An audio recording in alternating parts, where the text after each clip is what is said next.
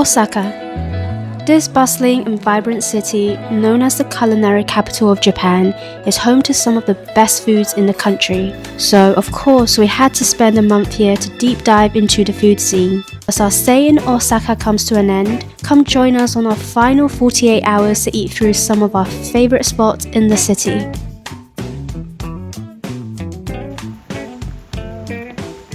We headed straight to a cafe to start the rainy day.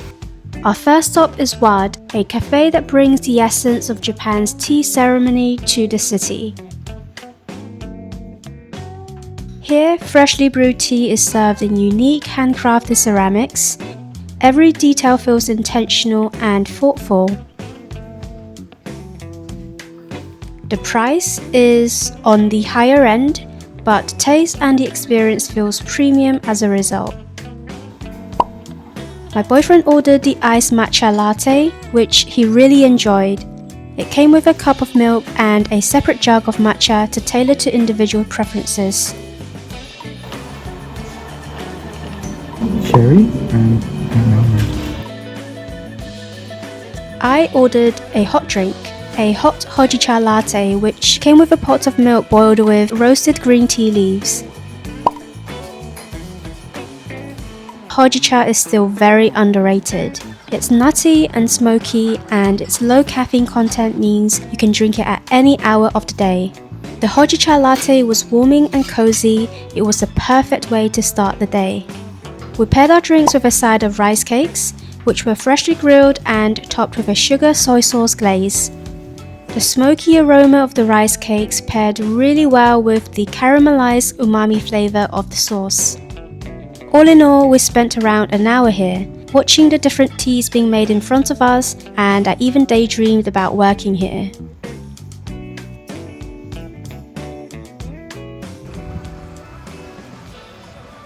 Ramen is a staple in Japanese cuisine, so we grabbed a type of dipping ramen, the Tsukemen, for a late lunch. The restaurant offers 2 portion sizes for their noodles.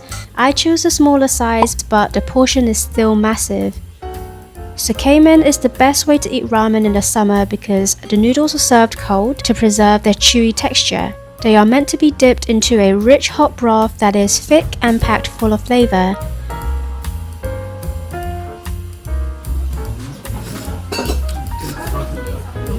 This has to be one of the best value for money ramen I've ever eaten in Japan because the serving came with 2 thick slices of chashu.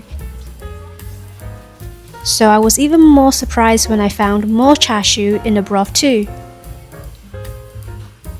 The only downside with our experience this time is the egg. I like my yolk runny and soft, but this one was slightly overdone. The rain got heavier, so we decided to shelter in Blue Bottle. The cafe is popular for its coffee, but we needed something light after the ramen, so we ordered a Yuzu Lemonade instead. It was fizzy and refreshing, just what we were looking for.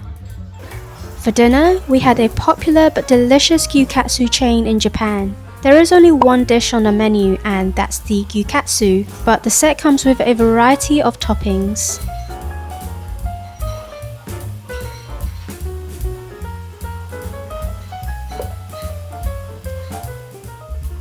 Even though it's a grilled meat restaurant, the meal feels very balanced.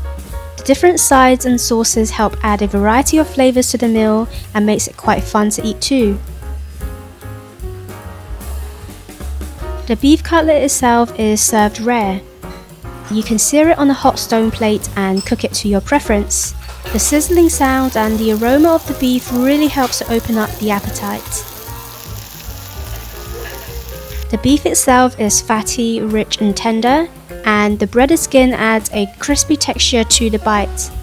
After trying out the different sauces, my favorite way to eat the gyukatsu is actually with a little bit of wasabi. The spiciness of the wasabi really helps to cut the richness of the beef. This is grated yam, and it's something that I've only seen in Japan. It has a slimy texture, so it's an acquired taste. But I really enjoyed it, and it goes well on the rice too. I finished off the meal with the warabi mochi, which had a soft and jelly-like consistency.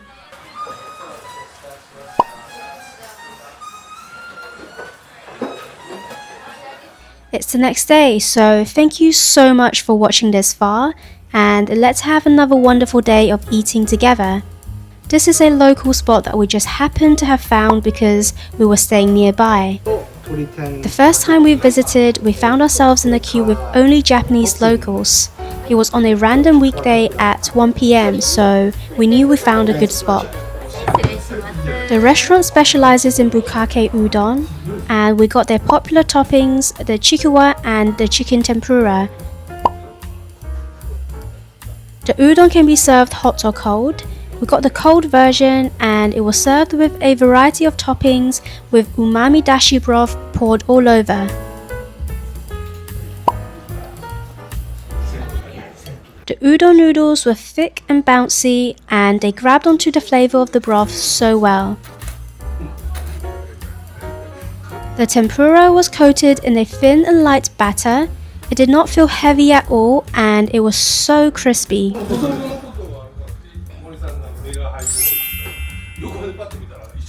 In previous visits, we also tried their aubergine, pumpkin, prawn and even egg tempura, and all of them were delicious.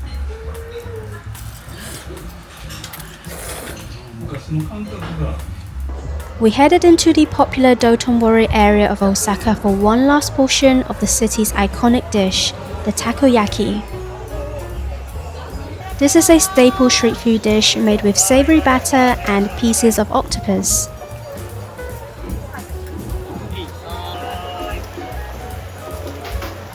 This popular stall is famous for their use of tenkatsu, which are crunchy tempura bits made by deep frying batter. It creates a distinctively crispy texture and a satisfying bite. If you've not tried takoyaki before, they are crispy on the outside and soft and gooey on the inside. It's one of my favorite Japanese dishes and a must-try in Osaka. Afterwards, we got something sweet to balance out the savory at this chocolate cafe. Their specialty is dark chocolate, served as it is or in drink form. We got their iced chocolate, which came with dark chocolate shavings on top.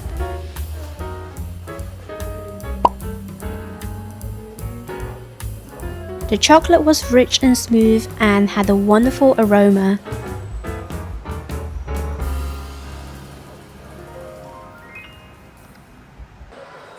We finished off our day with another staple dish, the Okonomiyaki. What should we get in there? Okonomiyaki is a savory pancake cooked and served on a teppanyaki. Although we're in Osaka, we decided to get the Hiroshima-style okonomiyaki over the Osaka style. The difference is that the Hiroshima-style okonomiyaki is assembled by layering each ingredient. In the Osaka style, the ingredients are mixed into the batter and cooked together. Another distinction is that the Osaka style typically doesn't include noodles, whereas the Hiroshima style does, which is why we got the Hiroshima style this time.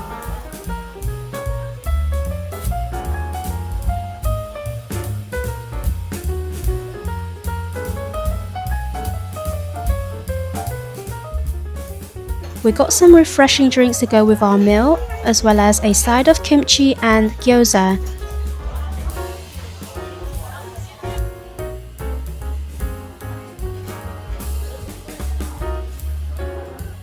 Because it's served fresh from the hot plate, the okonomiyaki is very hot. The flavors are quite similar to the takoyaki we had earlier in the day, and it's so addictive.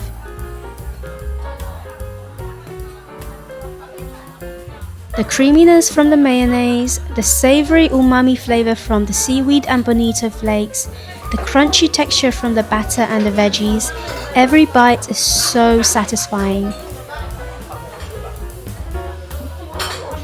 Thanks again for following us on our last 48 hours of food adventures in Osaka. Remember to give us a follow if you want to follow us on our adventure as we travel across East Asia.